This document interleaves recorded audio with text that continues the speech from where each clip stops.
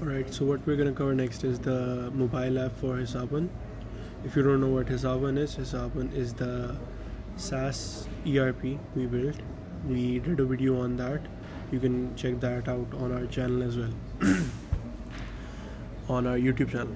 Now, with this app, our goal was simple: to to make sure that the business owner always has access to their reporting and their dashboards at all times on their phone.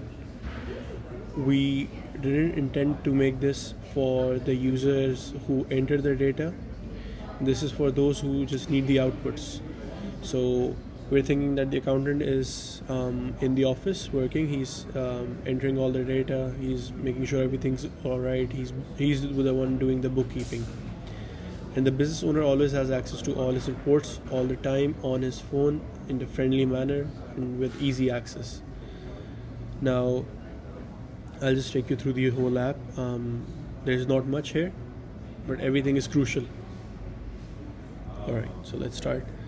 The dashboard, this month's stats, our revenue, our orders, gross profit percentage, expenses, and then the monthly daily averages.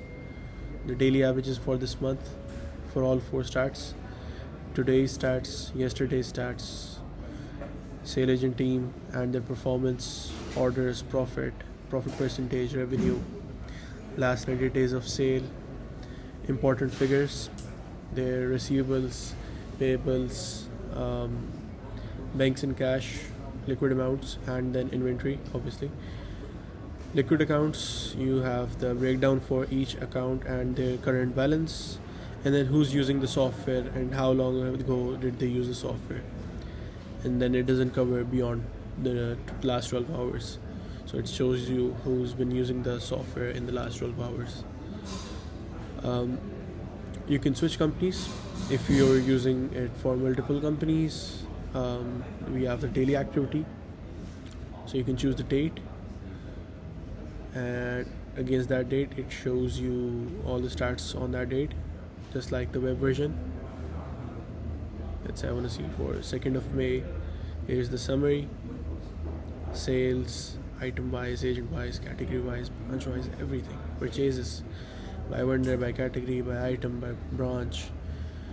And then you have got your finances: where is the money coming in from, which clients, where are we sending that money to, where are we expending that money, drawing any money the owner's taking out of the business, manual accounting vouchers, those are available here. All of the cash bank activity, it's all there.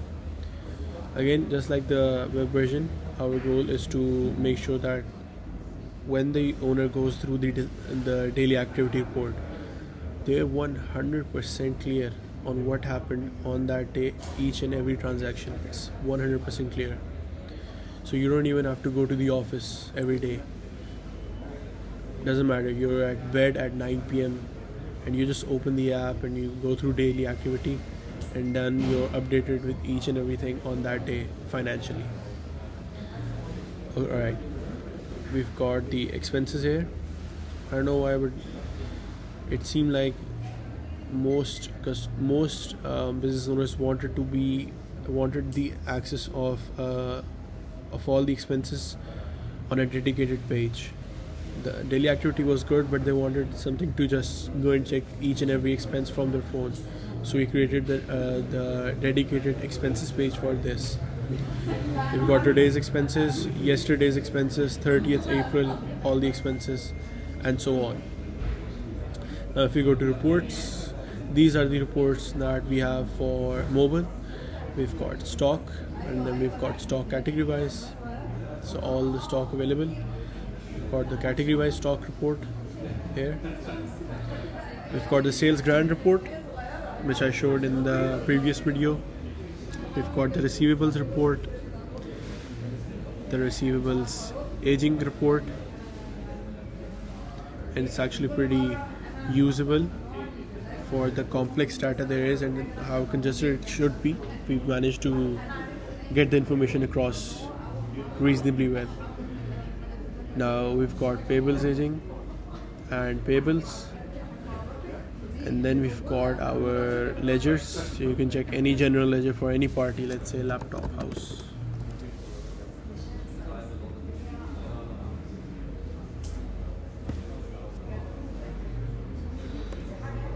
Yeah, we've got the ledger.